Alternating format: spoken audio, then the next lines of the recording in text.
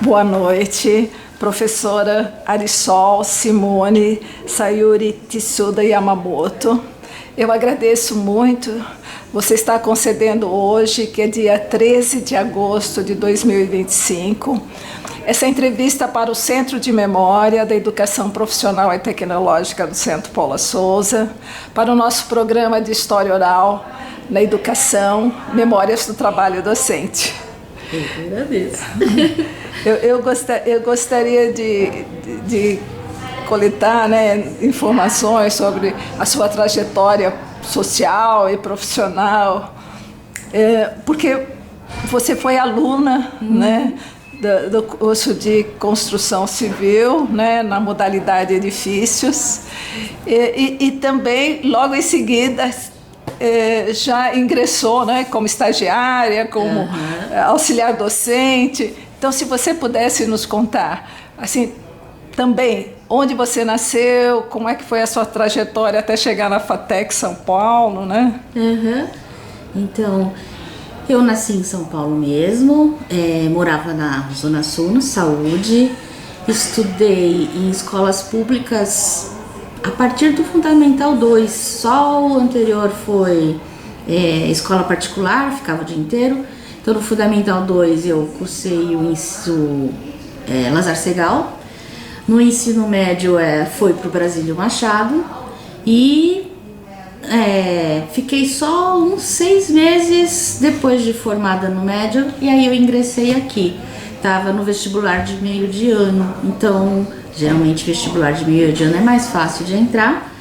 A gente visualizava na época cursos mais sofisticados, né, engenharia, arquitetura, porém de família que não tem recursos para bancar uma faculdade particular, vamos prestar vestibular em instituições públicas. Eu entrei na FATEC São Paulo no curso de edifícios, similar ao que eu planejava. Então eu entrei no meio do semestre de 89. Entrei assim tinha acabado de fazer 17 anos. Então, no meu ensino fundamental, eu acabei pulando um ano lá quando criança e continuou, então eu entrei um pouquinho mais nova aqui. Fiz os 3 anos no período da manhã, e já que estava no período da manhã, no segundo ou terceiro semestre, eu fui procurei estágio aqui dentro mesmo.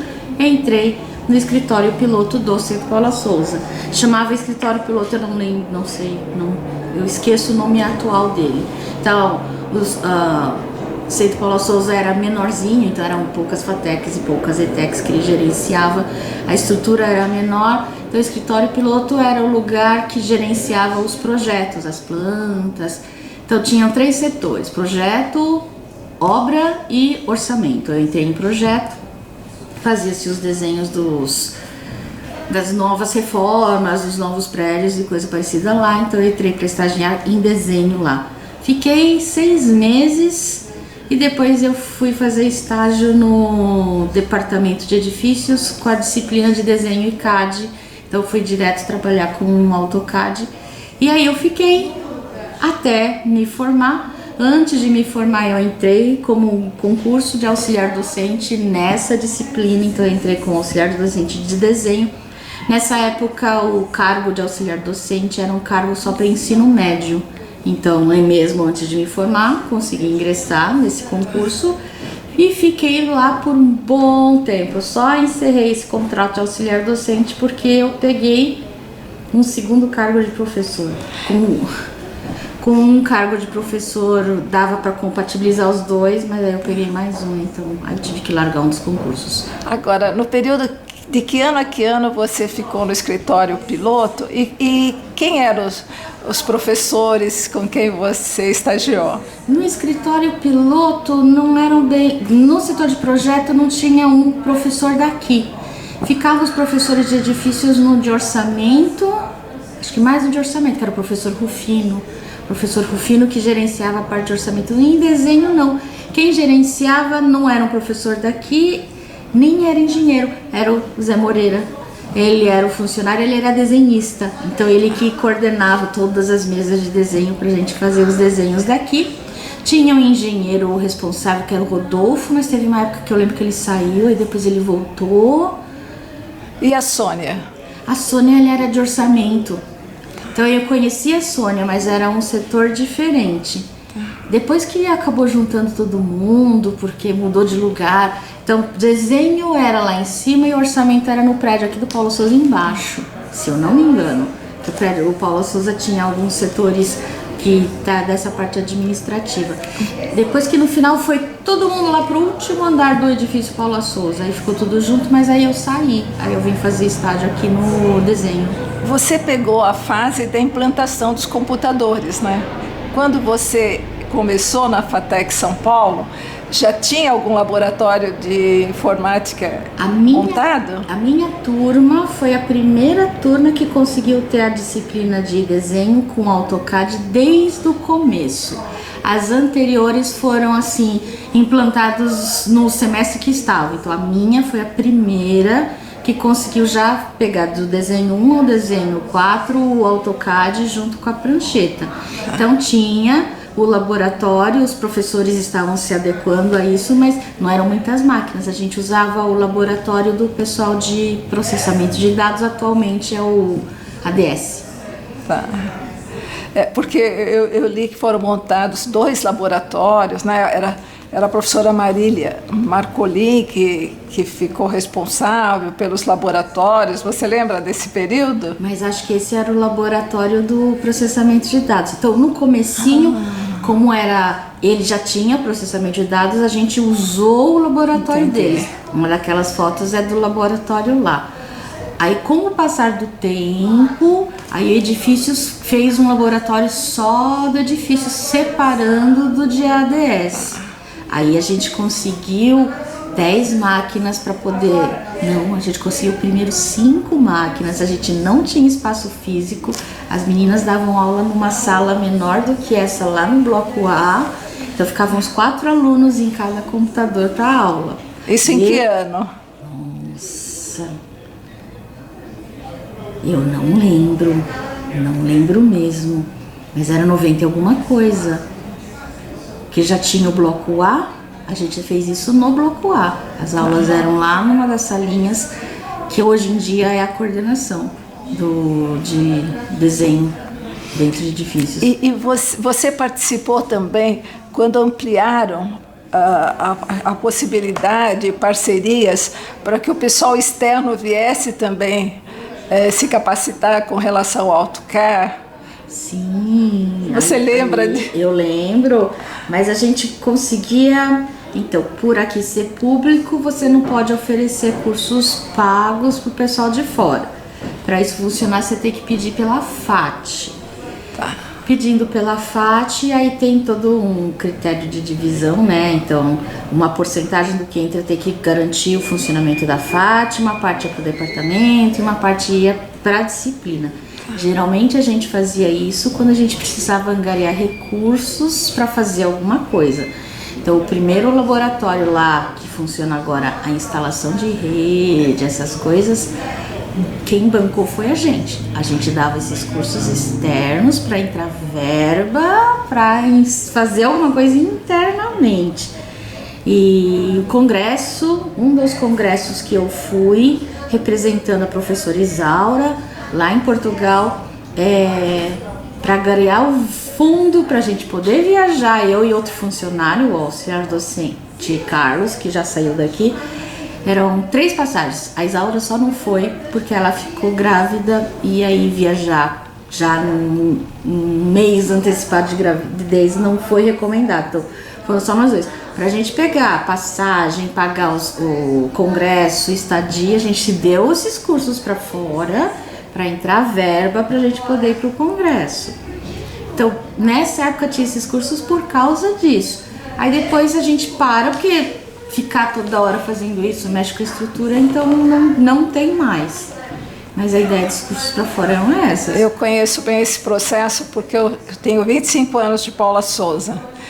E eu também peguei uma época em que eles custeavam a nossa participação em congressos e hoje eu tenho que tirar férias para poder viajar para o exterior e bancar toda a despesa. Isso. E como a gente era tudo novo, ainda é tudo novinho, não tem como bancar, era auxiliar docente, a gente ia acompanhar a professora, aí era o jeito, a gente permitiram, né? Podemos abrir esses cursos para fora, dar curso de AutoCAD pessoal de fora, a verba que entra, a FAT gerencia, certo. E o que a gente conseguir juntar, aí banca o congresso. E eu observei assim que existem muitos trabalhos de conclusão de cursos dos alunos. Eles têm relação com pesquisa que são desenvolvidas? Como surge a ideia do trabalho de conclusão de curso do aluno? É geralmente relacionado a gente deixa livre para eles o que você gostaria de se aperfeiçoar, se dedicar mais. Então são relacionados aos que eles planejam trabalhar lá fora. Então a gente sugere isso, porque eles vão ter que ficar pesquisando por um ano, então tem que ser alguma coisa que tenha um valor pessoal interessante para eles. Tem bastante porque tem os alunos daqui e lá também do Tatuapé, né? Então aquele monte de trabalho é desse monte de gente. E daqui a maioria foi do curso de movimento de terra e pavimentação.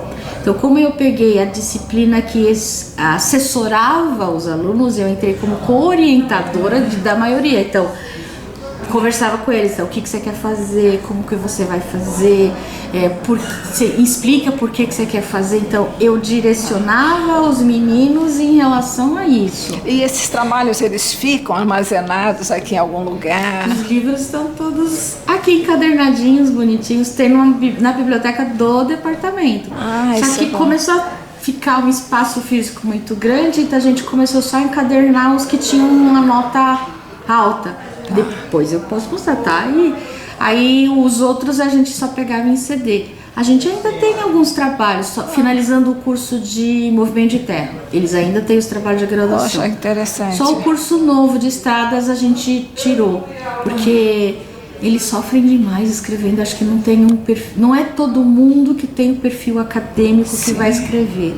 Então, vários vão com o professor Edson, que é laboratório, eles amam, tem uns trabalhos ótimos aí, fazer ensaio de solo, faz uma mistura, inventam outro conjunto para ver se tem resistência ou não, para usar para pavimentação. Então, tem coisas interessantes. Só não temos assim muito tempo, né, e o laboratório para atender todas essas vontades deles. Mas saíram bons trabalhos. E vocês tem recursos para montar grupo de pesquisa aqui? Eu fiz essa pergunta do TCC para... Não. Então, muita coisa que desses ensaios que eles fazem, o professor Edson traz de fora, ou a gente pega doação, alguns trabalham em empresas, então traz alguma coisa de lá, ou própria experiência de lá. Tanto é que às vezes a aula, o Edson trabalha lá na USP, no laboratório de lá, às vezes ele leva os meninos para lá também, para fazer os ensaios lá, porque aqui não tem tanta coisa não. Eu entendo isso porque quando eu comecei a dar tecnologia dos alimentos na Carlos de Campos, eu fui fazer parceria com um professor da farmácia para os alunos fazerem queijo, linguiça, lá no laboratório, né? Porque a gente vem da universidade, você quer dar o melhor ensino possível para o aluno, né? O que é uma pena, né? Porque nós, inclusive porque agora nós, desde 2022, nós somos ICT. Então deveria haver um recurso para que a gente pudesse planejar, né? Isso, mas mesmo assim a gente ainda tem os laboratórios, a gente faz ensaio, as aulas de topografia são em campo porque a gente tem equipamento. E as outras FATECs. Então, às vezes, a da FATEC Tatuapé, a gente traz os meninos para cá para usar o laboratório aqui, porque lá não tem. Então, a gente usa daqui. Às vezes, a gente ia no Cacá, na ETEC. Às vezes, a gente vai nos laboratórios da ETEC, porque nas FATECs das outras novas não tem. Então, a gente vai buscando, pelo menos é a mesma estrutura, né? Estrutura interna, a gente vai buscando para atender isso. E muitos professores também estão na USP, às vezes não só mecânica, os outros cursos carregam os alunos para os laboratórios da USP para complementar, porque aqui não tem. Bom, eu mesmo deixei de trabalhar um dia por semana para fazer doutorado, pós-doutorado, porque já que eu ia ter que pagar mesmo, pelo menos eu tinha um dia para estudar, né? E fazer contato, mas eu sempre coloco a falta de recursos governamental para que a gente possa fazer pesquisa. Quer dizer, você tem cabeças, né? Você tem pessoas que têm formação na instituição, mas isso tem que ter uma estrutura de pesquisa, né? Porque senão é a nossa boa vontade de ir lá no parceiro, isso, né? Isso. Professora Alisson, você poderia nos contar como é que foi a implantação do CAD aqui na FATEC São Paulo? Bom, então o AutoCAD era um programa gráfico que estava começando a ganhar mercado aí fora. As professoras das disciplinas de desenho decidiram colocar esse programa no currículo do tecnólogo em edifícios. Então a minha turma foi a primeira que teve o CAD nas quatro disciplinas de desenho.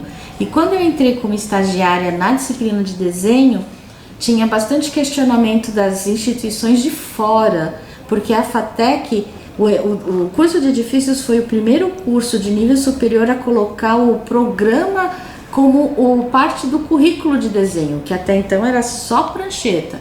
Então, era muito intrigante ver essa mudança tecnológica e o uso dessa mudança na disciplina, no currículo.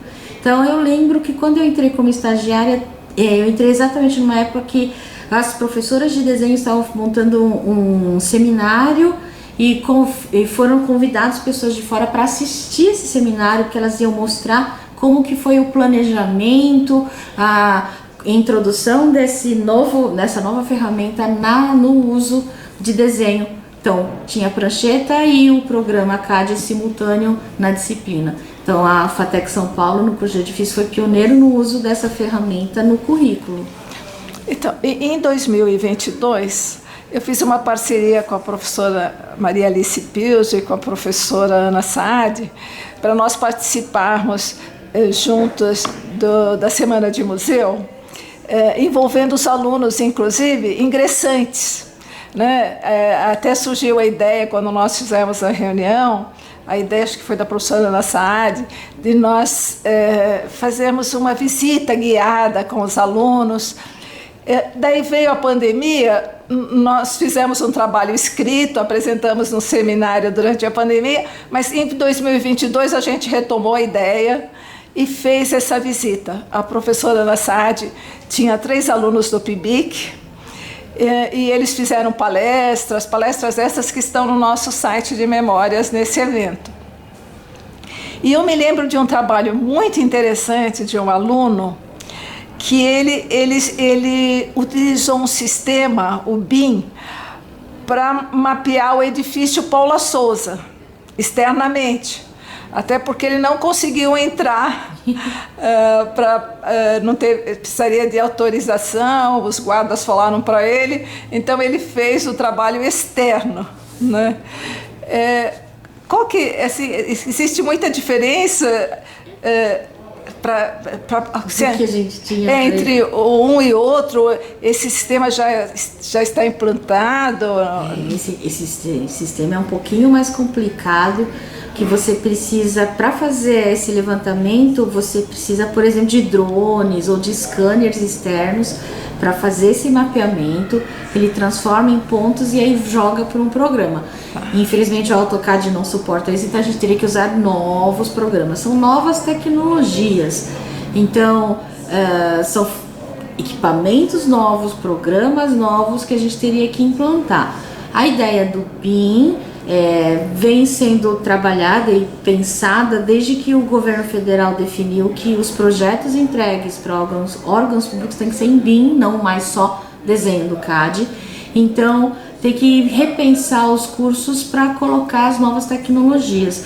Então eu consegui, assim, das disciplinas que eu leciono, que todas são de desenho, praticamente todas são em AutoCAD, e num dos cursos eu consegui colocar um programa que seja BIM. Então eu consegui colocar um parceiro do AutoCAD, que é do mesmo fabricante, que é o Revit, para eles começarem a trabalhar.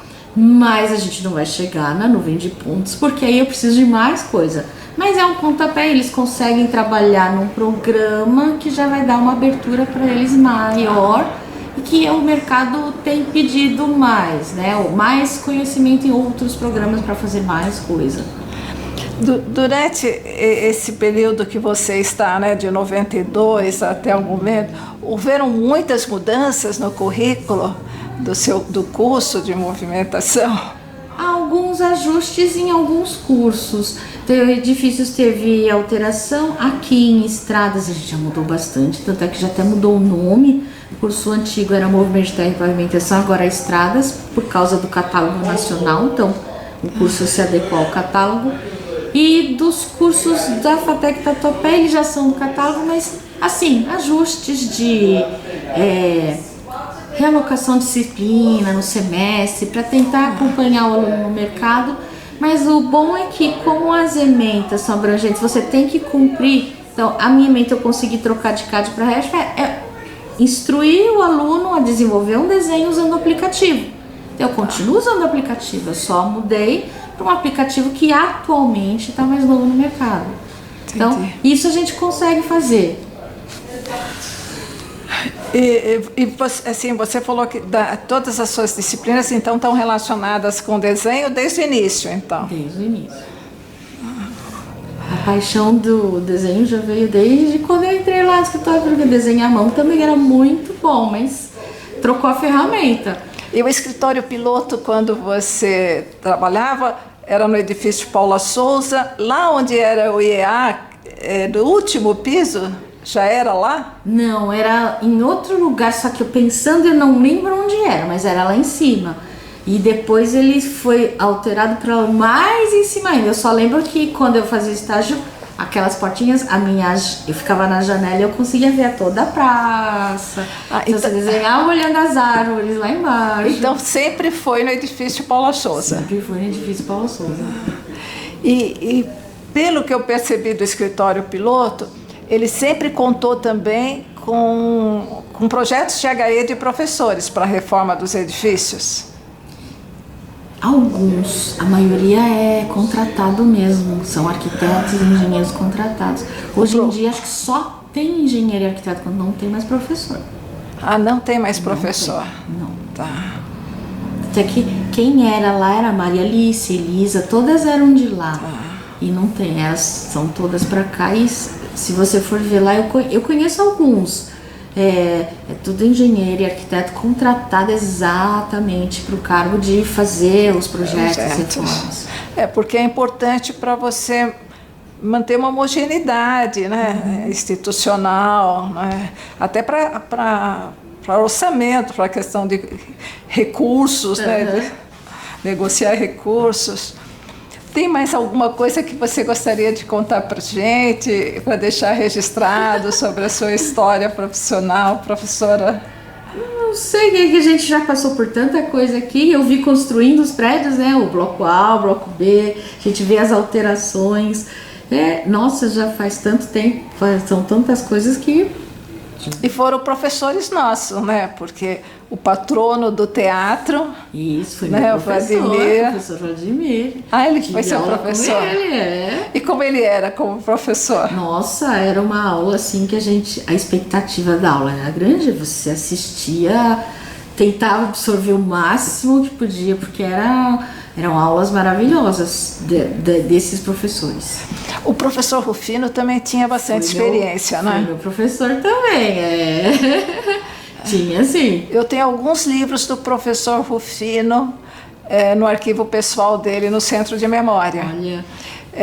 Porque ele doou para edifícios, daí a Maria Alice, alguns professores assim, se apropriaram do material no sentido de que ainda iriam utilizar nos seus cursos, e daí aquilo que os professores não tiveram interesse, a Alice doou para a gente. E daí, pelo acervo que eu já inventariei, né, deu para ver a experiência dele, porque ele trabalhou em banco, sempre na área dele, né, mas o que é interessante, porque tem legislações de épocas antigas sobre construção. Então é um material útil para pesquisa também, né? Enquanto eu estava fazendo a especialização, tentando fazer o mestrado, eu peguei um material de estruturas da Poli.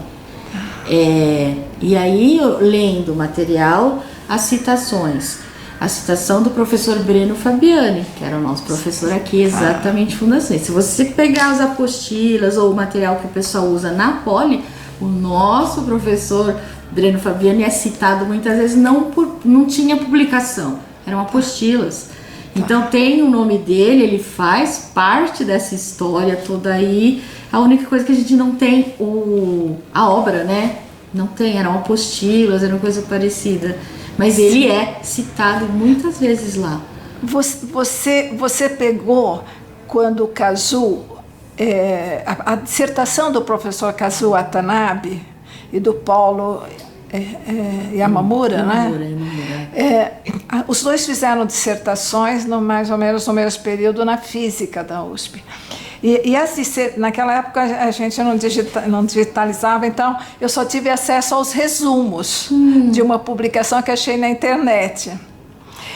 Eu precisaria ir até a física da USP para tentar localizar. Mas é muito interessante porque tem os paquímetros que assim, a instrumentação ainda nessa década de 80 eram os alunos que faziam, né? Os alunos do tecnólogo, né? Da tecnologia. E eu faço uma comparação quando eu vejo com as escolas técnicas, que no curso de mecânica, você vai no Centro de Memória de Limeira, ele tem a caixa de ferramentas, que os alunos faziam os esquadros, né? Então você vê, até a década de 80, a gente ainda tinha problemas, né? Assim, porque o aluno podia estar fazendo outras coisas, né? Mas é lógico, acho que ainda tinha... Bom, o mercado talvez estivesse fechado, não lembro se estava fechado ainda, porque no período militar nós ficamos com o mercado fechado, né? Então isso era um inconveniente e às vezes até um motivo, né? Para a produção, né? de equipamentos, né?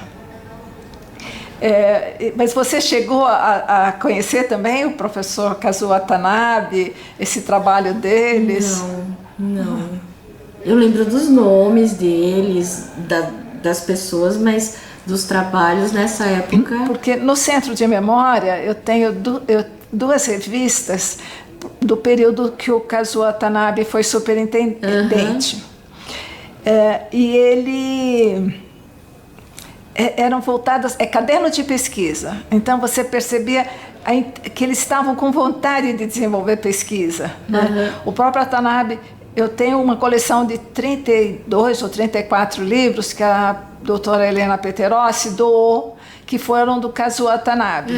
Quando eu comecei a inventariar, como eu tinha levantado a tese dele aqui na biblioteca, você vê que aqueles livros ele consultou, ele leu para desenvolver a sua tese de doutorado, né? E sempre com foco na ampliação do conhecimento, no desenvolvimento de pesquisa. Por isso que eu acho assim, que nós poderíamos estar fazendo muito mais coisas para esse país, né? Sim. Bom, professora Arisol, olha, eu vou transcrever essa entrevista, vou mandar para você verificar nomes, datas, né? Também os termos de autorização. Porque daí eu vou produzir o vídeo, né, editá-lo e mandar para você comparar com a entrevista. Tá bom. E depois nós vamos disponibilizar no site de memória. Muito obrigada. Eu agradeço.